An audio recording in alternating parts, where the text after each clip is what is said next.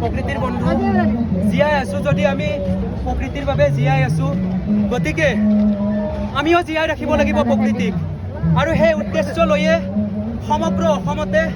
school college মন্দিৰ মছজিদ সকলো ঠাইত আমি নাহৰ গছৰ পুলি ৰোপণ কৰি আছো 1 লাখ নাহৰ গছৰ পুলি আমি ৰোপণ কৰিম এই যাত্ৰাৰ আজি আমাৰ ৩৯ নম্বৰ দিন আৰু ৩৯ দিনত আমি এতিয়ালৈকে ৯০০ৰ অধিক গছ পুলি ৰোপণ কৰিলো লোৱাৰ আছাম কভাৰ কৰি আমি এতিয়া যাই আছো আপাৰ আছাম অভিমুখে আজি জুবিনদাৰ